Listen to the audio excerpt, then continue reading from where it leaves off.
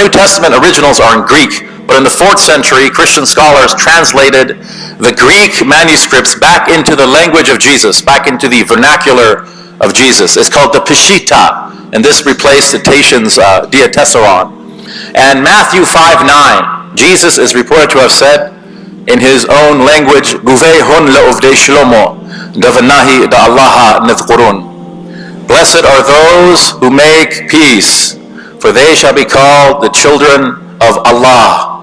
And children of God is actually a very common expression in 1st century Palestine. It does not denote anything literal, right? This is something that's spiritual, like God is our Father in the sense that he loves us, he takes care of us.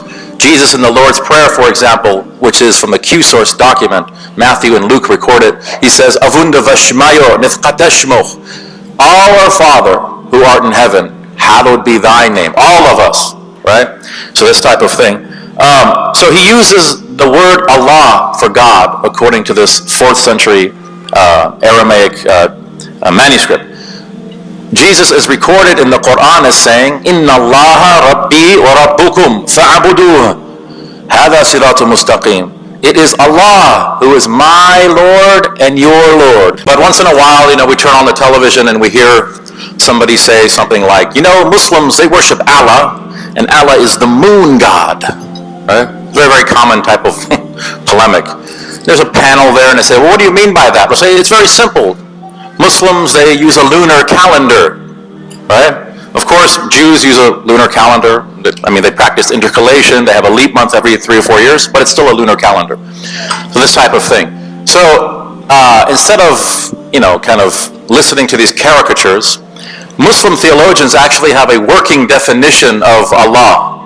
Obviously, there's no way to define Allah. There's no way to define God. God is infinite, and language and articulation is finite.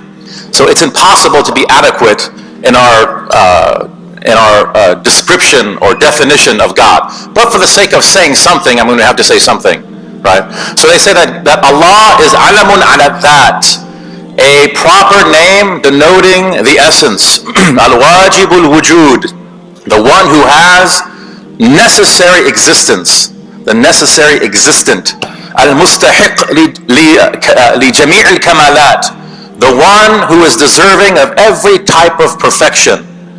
Al-mutanazzih an jami' al-naqa'is, and the one who is free or transcendent of every type of deficiency or weakness, right? So this is who Allah subhanahu wa ta'ala is, and we say subhanahu wa ta'ala, meaning transcendent and exalted is he. It's really interesting because there's been a paradigm shift. In the first 3 centuries of the Christian era, there was a lot of propaganda spread about the Jews. There was a Christian bishop named Marcion, a Christian scholar, who said things like, the Jews, they worship a different God, they worship a lesser God. The God of the Old Testament is a different God. He called him the demiurge or Yaldabaoth. And Marcionism, it was very popular. In Rome it was very popular.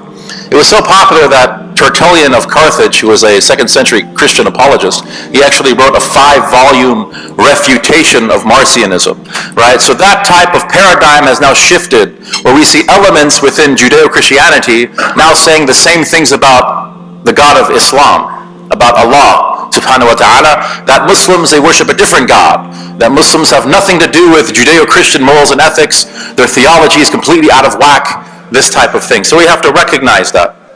So Allah subhanahu wa ta'ala, Allah is the God of Abraham, Moses, and Jesus. In Hebrew, it's pronounced Eloh. So there's a verse in Deuteronomy 32:17. So this is the 5th book of the Torah. It's called the Devarim in Hebrew, in which it says, Yizbahu l'shaydim lo Eloh, that describing pagans, that they sacrifice to shaydim, shayateen, to demons, and not to Allah or Eloh. In Aramaic, it's pronounced Allah. This is according to the BDB, the Brown Driver Briggs Hebrew English lexicon, which is pretty much the standard at the graduate school level.